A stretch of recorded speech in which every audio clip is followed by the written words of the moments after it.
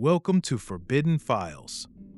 In July 1976, a sound appeared on shortwave radios around the world. Without warning, without explanation. A sharp, repetitive tapping, 10 times per second, bleeding across frequencies used by aircraft, amateur radio operators, broadcasters, and military communications on every continent. It was so pervasive and so disruptive that pilots complained they could not hear air traffic control. So powerful that it drowned out legitimate broadcasts. And nobody, not intelligence agencies, not government engineers, not the most sophisticated signals analysts in the world, could figure out what it was or where it came from.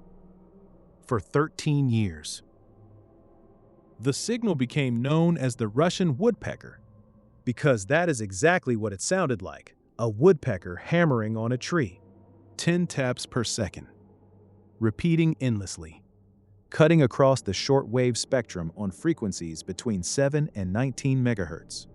Heard from North America to Europe, from Africa to Asia, from Antarctica to the Arctic. Everywhere. All the time. For over a decade. Amateur radio operators were furious.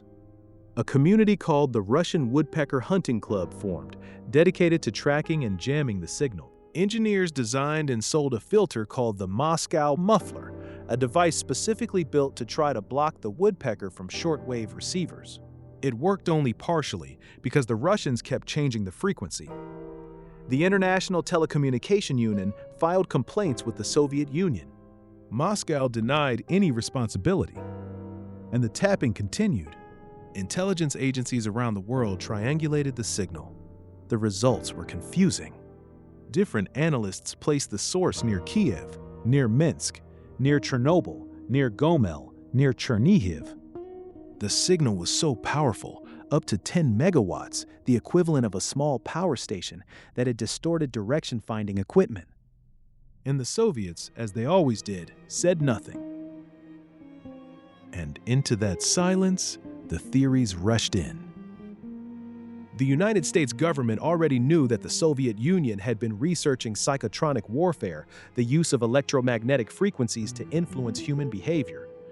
The United States government already knew that the Soviet Union had been researching psychotronic warfare, the use of electromagnetic frequencies to influence human behavior. The CIA had its own parallel program, MK-Ultra, which had been secretly testing mind control techniques on unwitting subjects for years. So when a mysterious, enormously powerful Soviet signal appeared on frequencies that overlapped with human brainwave activity, the idea that it might be a mind control weapon was not immediately dismissed. Not by everyone. The woodpecker transmitted at 10 pulses per second. Human brain activity in a relaxed, alert state, alpha waves, operates at between 8 and 12 cycles per second. The overlap was not lost on anyone looking at the numbers. If you wanted to design a signal that resonated with human brain frequencies, you might design something that looked very much like the Russian woodpecker. If you wanted to design a signal that looked very much like the Russian woodpecker, others proposed weather modification. The Soviet Union had invested heavily in weather modification research, cloud seeding, precipitation control, attempts to manipulate atmospheric conditions for military advantage. A radar powerful enough to probe the ionosphere could, in theory, also be used to influence atmospheric conditions. The theory was speculative, but it was taken seriously enough to be included in intelligence assessments. The theory was speculative. A third theory, submarine communication. The Soviet Navy had a massive submarine fleet that required communication even when deeply submerged. Extremely low-frequency signals can penetrate seawater. Perhaps the woodpecker was transmitting coded orders to submarines in ways that disguised itself as radar interference. Perhaps the tapping was not random. Perhaps it was a message. The truth, when it finally emerged, was simultaneously more mundane and more extraordinary than any of the theories. On official Soviet maps, the installation near Chernobyl was labeled as a children's summer camp. Chernobyl, too, a pleasant name for a pleasant facility that supposedly housed children in the Ukrainian countryside. In reality, it was one of the most classified military installations in the entire Soviet Union.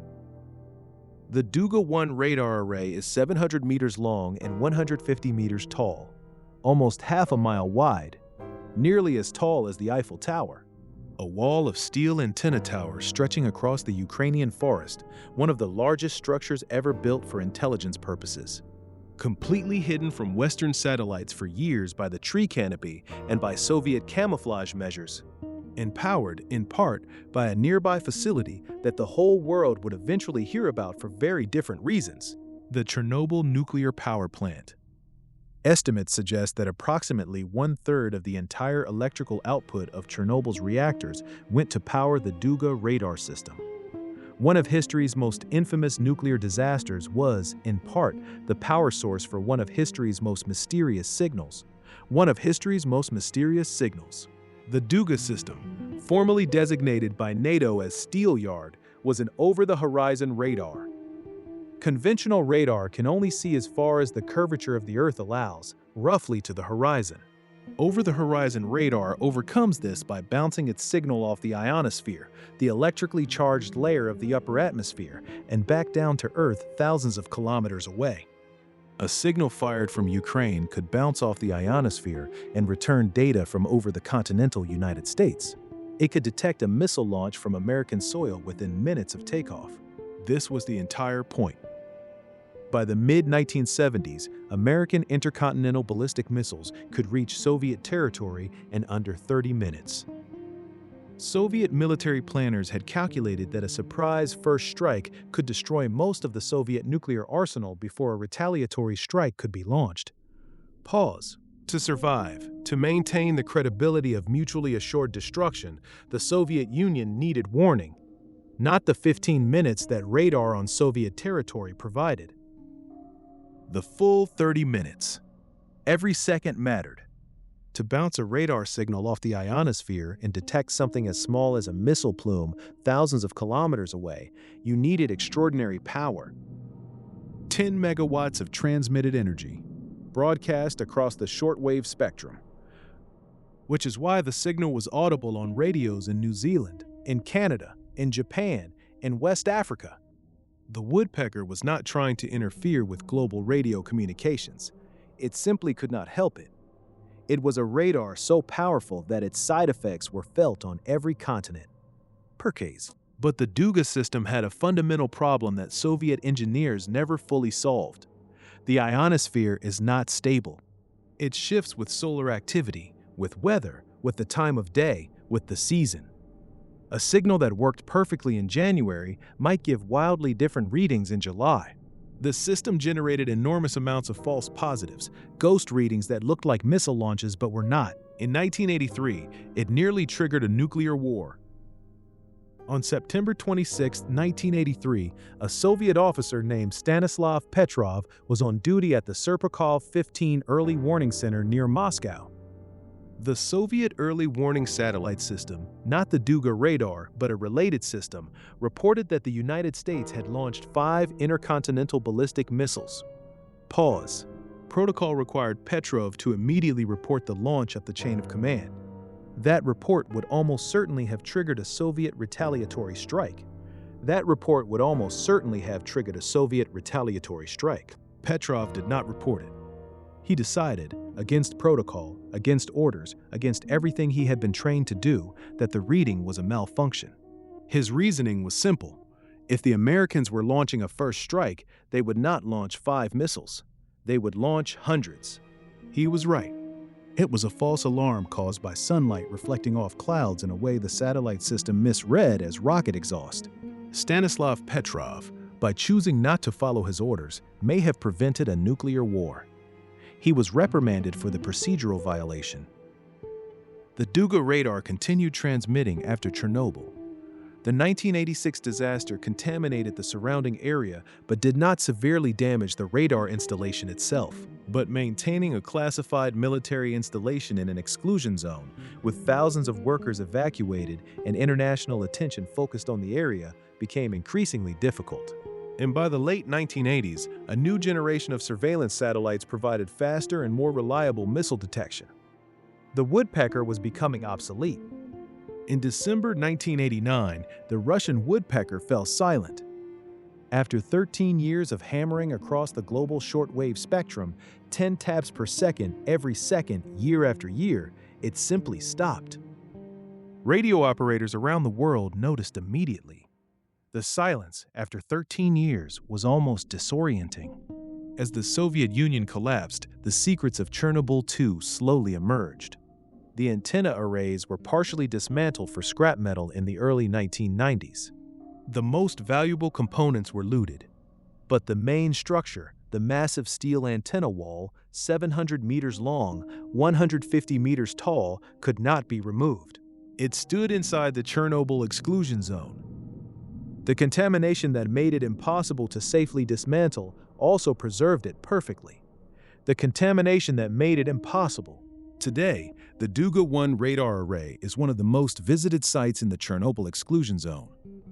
Tourists walk beneath it, dwarfed by the steel towers stretching 150 meters above them. Rust has colored sections of it orange. Trees have grown up around its base. Forest fires in 2020 burned through the surrounding woodland, but the steel structure stood untouched, a monument to the Cold War, slowly being reclaimed by the forest. Slowly being reclaimed by the forest. The final verdict on whether the Duga system was worth what it cost remains debated. It consumed a third of a nuclear power plant's output. It cost billions of rubles to build and operate. It disrupted global radio communications for 13 years and generated tens of thousands of international complaints. It produced so many false positives that Soviet operators learned to distrust it, and it was made obsolete by satellite technology before it ever definitively detected a real missile launch. Medium pause. The mind control theory, dismissed by engineers and intelligence analysts, has never entirely gone away. Because something strange is true. People who lived near transmitter sites reported headaches, sleep disturbances, and difficulty concentrating during periods of heavy transmission. Whether this was the result of the electromagnetic signal, the psychological stress of living near a classified military installation, or simply the noise interference affecting sleep, no one has definitively answered. The Soviet archives on psychotronic research have never been fully opened. Some questions remain unanswered. Some questions remain. For 13 years, a sound hammered across the world's radio frequencies, and the most powerful intelligence agencies on Earth could not explain it. The real answer: a radar built to detect nuclear missiles, powered by a reactor that would eventually explode, hidden behind a sign that said Children's Summer Camp, turned out to be stranger than most of the theories. If the woodpecker taps something in you, leave a comment. We read every one. And if you want more stories from the Cold War's strangest corners, subscribe. The next file is already open.